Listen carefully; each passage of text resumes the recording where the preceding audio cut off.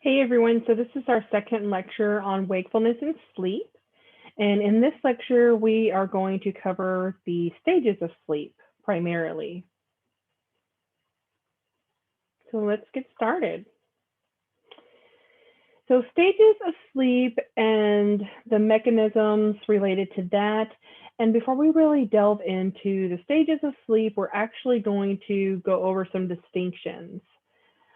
So what is sleep and how is it different than, for instance, somebody who might be in a coma? So sleep is a state that the brain actively produces. So it's something that our brain and our body that we want and need, in other words. So it's a purposeful act that we're kind of doing. And as we'll get into more so in the stages of sleep, it's even restorative for us. Um, so how is that different than a coma? So a coma is an extended period of unconsciousness caused by some sort of trauma, whether that be a traumatic brain injury, a stroke, or some kind of disease. It basically is someone who is unconscious and not necessarily, and it's for some kind of reason that's traumatic, in other words. And then from there, different types of unconsciousness or lack of brain activity escalate. So there's a vegetative state. A vegetative state is basically when someone is alternating between periods of sleep and moderate arousal. So someone in a vegetative state is basically kind of alternating between those sleep and levels of arousal, although even during the more aroused states, the person will show no awareness of surroundings and no purposeful behavior. So the person might, become conscious in between the sleep and the arousal states, but they're still not really responding to stimuli around them. Breathing is more regular, and a painful stimulus produces at least an autonomic response of increased heart rate, sweating, differences in breathing. So if you guys can remember back to the branches of the nervous system, the autonomic nervous system is kind of when we're getting those responses. And so let's say if a professional was working with someone and they were determining whether or not someone was in a vegetative state, that would be part of their kind of testing to determine, can they feel this? Do they have a response when maybe we pinch an area of their body or something? And a minimally conscious state is one stage higher. So, when someone becomes to the point of a minimally conscious state, that person is going to have brief periods of purposeful actions and a limited amount of speech comprehension. So this is kind of one state higher than a vegetative state, okay? And then some people maybe have had an injury or an illness that has led to the point of brain death. And so with brain death, someone is basically showing no signs of brain activity and has no response to a stimulus. So that idea of, pinching an area of the body to see if there's a response, there wouldn't be a response because the brain is not responding. And so at that point, a medical professional might deem that person basically brain dead because of the brain death. And at which point most people believe that it would be ethical at that point to remove life support. But a lot of times that's going to be a family decision to kind of, see what happens and, make that decision with the medical professionals involved.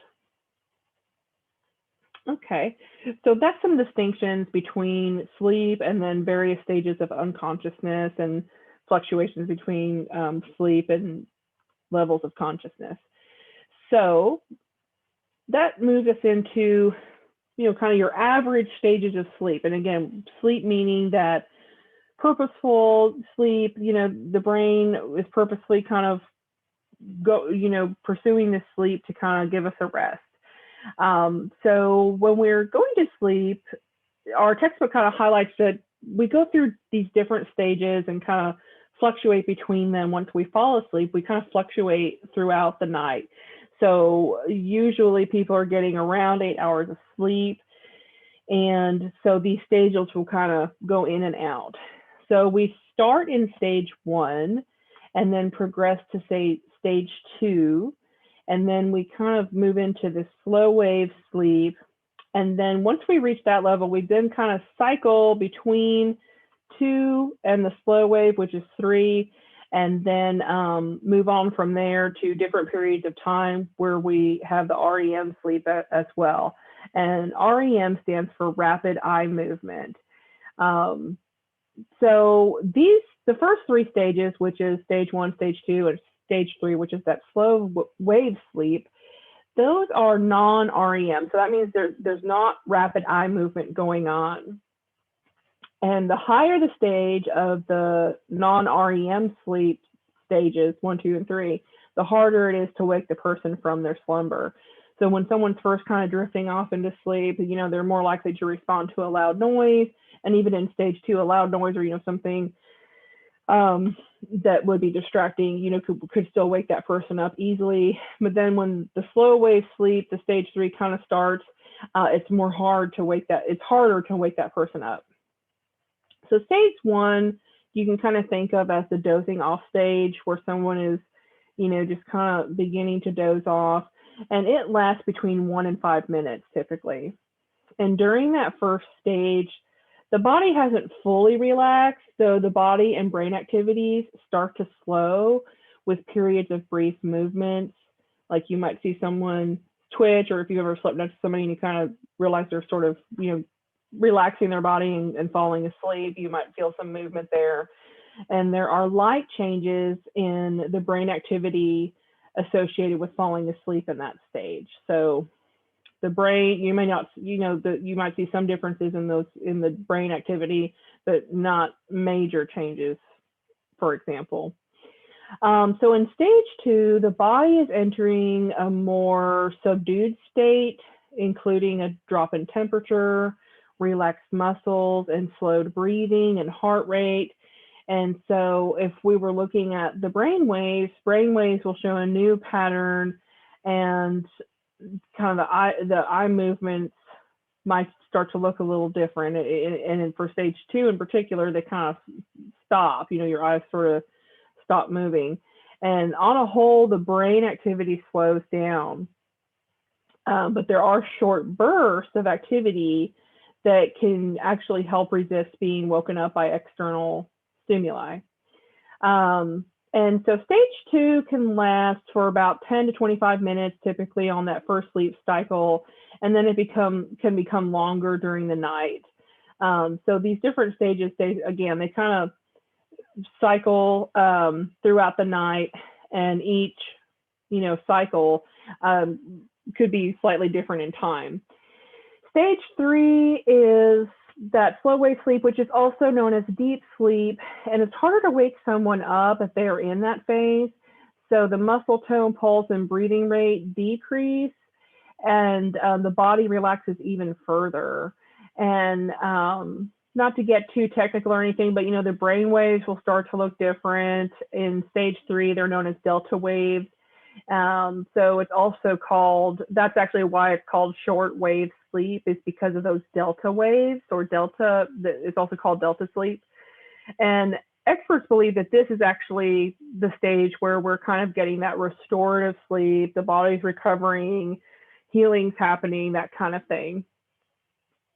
And we spend most of our time in that deep sleep stage and during the first half of the night.